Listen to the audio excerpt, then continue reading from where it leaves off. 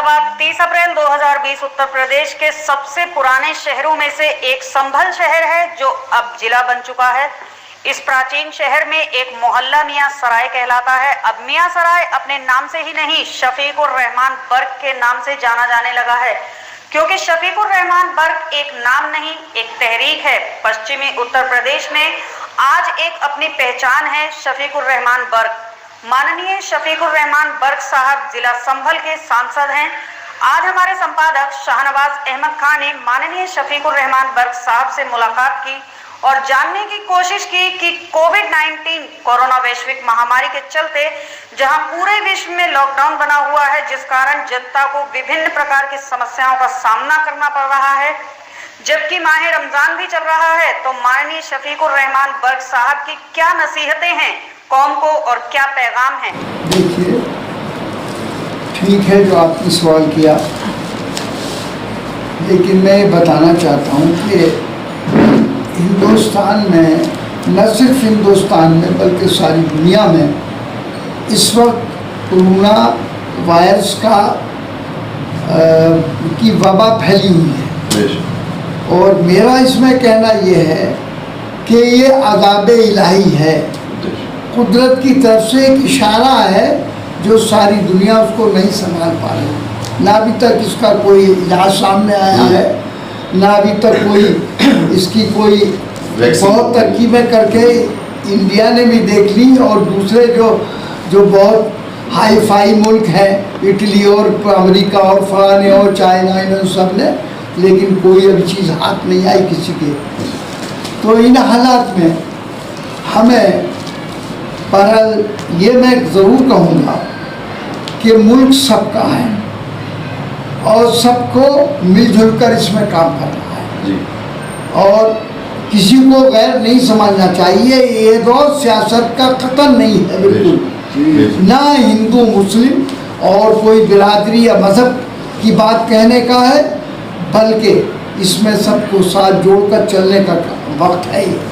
सबको साथ मिलकर अगर काम करेंगे तभी हमारी मुश्किलात हल होंगी। और अगर हमने मतलब ये है कि इसमें इस मौके पर भी कोई सियासत चलाई, जैसा कि इसकी हवाएं चल रही हैं सियासत की, नफ़रत की हवाएं चल रही हैं, तो ये मुनासिब नहीं है। अरविंदती राय जो एक बहुत बड़ी मुसन्निफ़ा हैं, उन्होंने भी कहा है कि उन्होंने इसको मुसलमानों की नस्ल खुशी से ताबीर किया है कि इसकी आड़ में, ये कोरोना वायरस के आड़ में है, ये मुसलमानों की नस्ल खुशी इस तरीके से की जा रही थी कि जैसे जर्मनी के अंदर नाजी गवर्नमेंट थी और उस वक्त उनके साथ क्या नाम है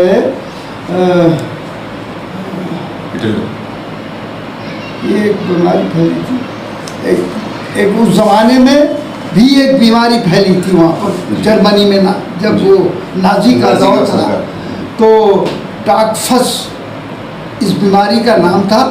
और उसकी आड़ में भी यहूदियों के साथ के ख़िलाफ़ जर्मनी में जो कुछ भी उनके साथ खेल खेला गया था, उसी तरीके से सूरत हाल यहाँ हिंदुस्तान में दिखाई दे रही है। तो मैं ये कहना चाहूँगा कि चाहे वो जर्मनी का मामला हो, नाजियों का मामला हो, उन्होंने जो कुछ भी उस ज़माने में किया हो, हमें उस कहानी को नहीं दोहराना चाहिए। बल्कि और उस वक्त जो होलोकास्ट का जो मामला सामने आया था, उस होलोकास्ट के मामले में भी जो उनके साथ यहूदियों के साथ जो बर्ताव किया गया था, जस्ट लाइक बिल्कुल इसी तरीके से मुसलमानों के साथ नस्लकुशी की जा रही है। और मुसलमानों के साथ ये को नंबर 2 का समझकर या ये समझकर कि भाई मुसलमान कोई इसमें कोई मुखालिफ है, नहीं। मुसलमान एक मुसलमान इस वक्त हिंदुस्तान का नहीं, सारी दुनिया का इसमें ही लगा हुआ है। लेकिन साथ साथ इसके जहाँ हम दुनियावी एतबार से इसको देख रहे हैं, मेरा कहना ये है कि ये अज़ाब इलाही है।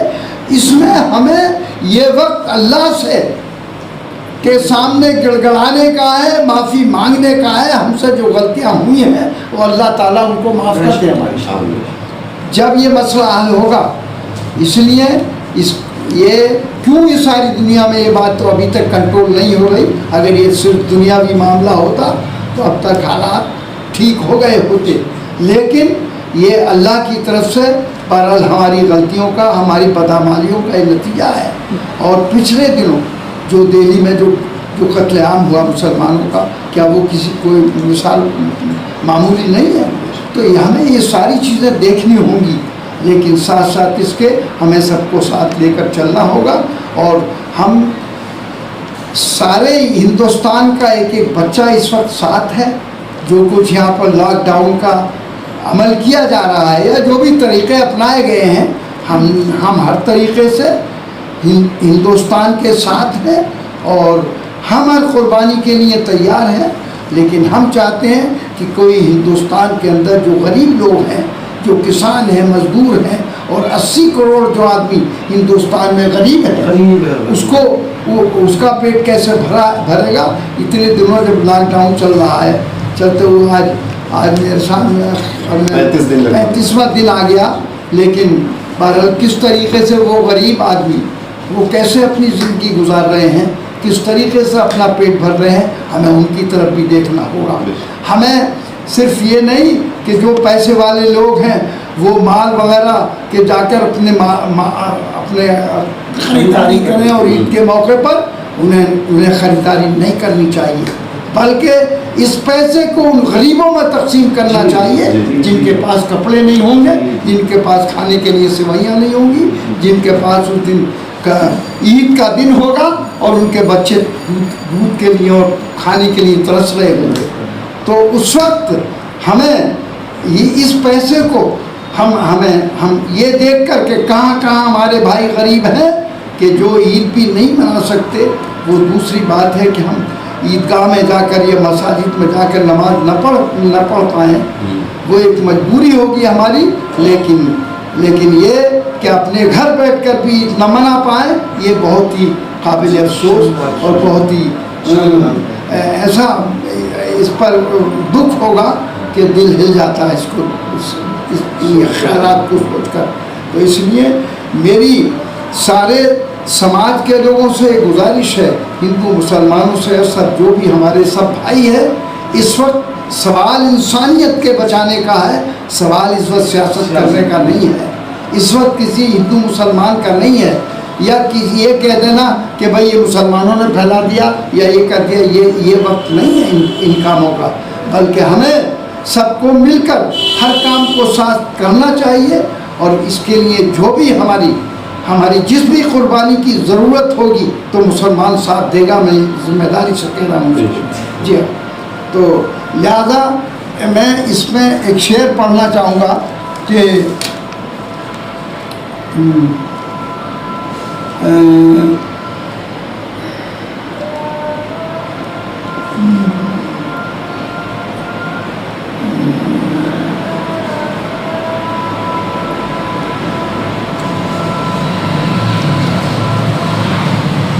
خوف کا عالم چھایا ہوا ہے، ڈر ہے لیکن شور نہیں ہے، یہ ہے بس عذاب الہی، اس پر کوئی غور نہیں. تو ہم چاہتے ہیں کہ اللہ سے بھی ہم سمجھ گئے، ہم ہی سے بس برق تو ہے ملت کا حامی، یہ سیاست کا دور نہیں ہے.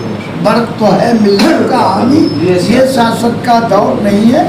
ہمیں اس وقت اپنے ملک کو بچانے کے لیے، انسانوں کو بچانے کے لیے، اور خاص طور سے وہ لوگ جو آج بھوکے مر رہے ہیں، جو غریب ہیں، جن پر ایک وقت کے کھانے کے لیے نہیں ہے، ہمارے لاک ڈاؤن اور اس کا جو اس وقت حالات ہمارے سامنے ہے، اس کا سب سے بڑا مقصد یہ ہے کہ ہمارا کوئی بھی آدمی ہندوستان میں بھوکا نہ مرے.